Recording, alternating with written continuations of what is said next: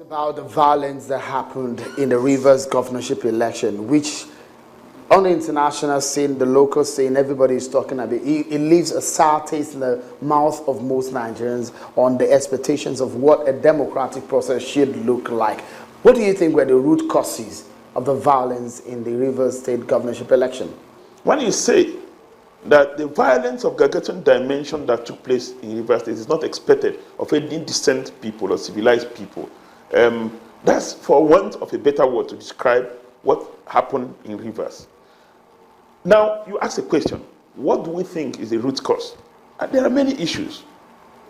One is the fact that because of oil politics,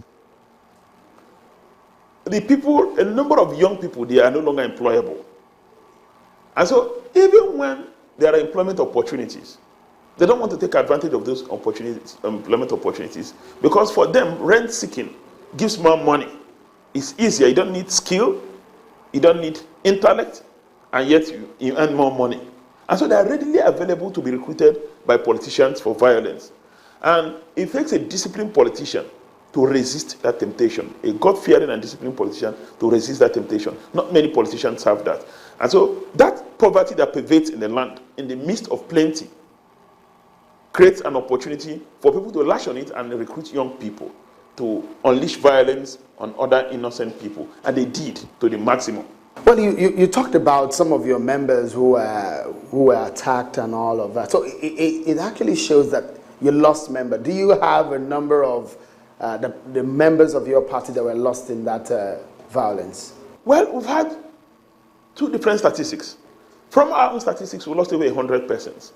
But the Chido Dinkalo panel thinks that we lost about 99 persons in course of their own investigations. I know that some persons were reluctant to appear before the Chido Dinkalo Commission of Inquiry for reasons best known to them. Some were scared that if they testify, go back to their communities, they'll be hurt. The army will not be there to protect them, the police will not be there to protect them. So some persons didn't come forward to present their own cases.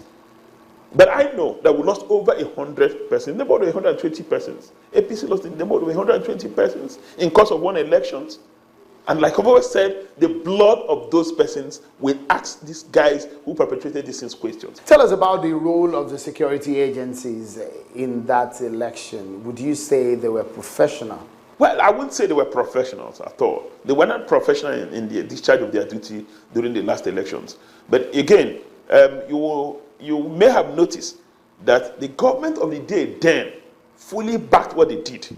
I think for some reasons they wanted some persons out of Rivers State at all costs. They wanted some political lineage out at all costs. They didn't care the cost to Rivers people. Whether it cost lives, it cost their future, it cost their destiny, they didn't really care. Or it cost development in Rivers, they didn't care. Your opposition, the PDP, are saying that your party and your member of your campaign team were the causes or were the ones who were violent in that election. Do you accept any complicity in any sense? I've not heard that, but it's easy to decipher. We were in Okrika to carry out our regular campaign. We were attacked. Your people, this chap was there. Emmanuel was there.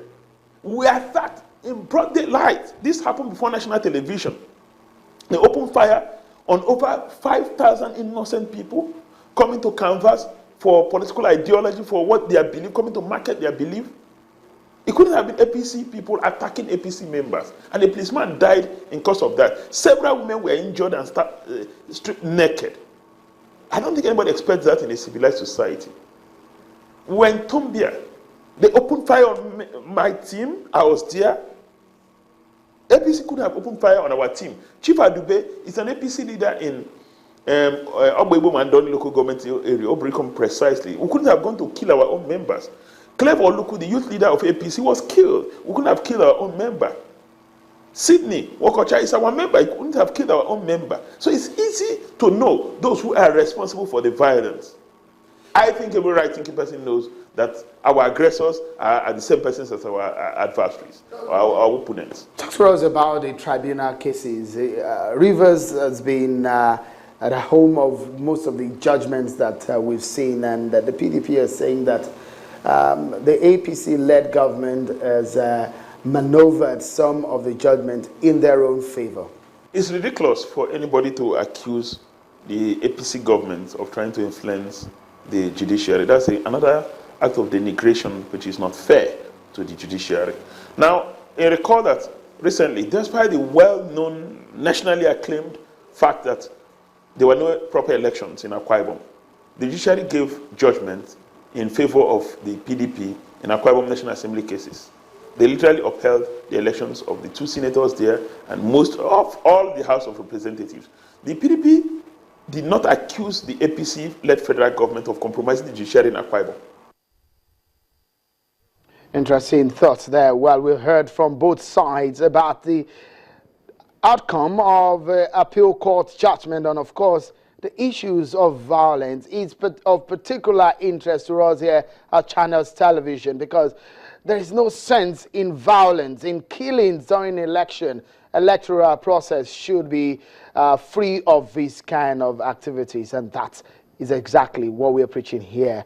Violence-free elections, and we'll be looking forward to seeing just how Nigeria, the INEC body as the umpire, and of course the security agencies are able to conduct elections thereafter now, which are going to be free and fair. Well, let's move away from Rivers State, but we'll take a moment here, and when we return, we'll switch gears and we move into the Akwa Ibom governorship election. That is another big one. You don't want to miss it. Join us again.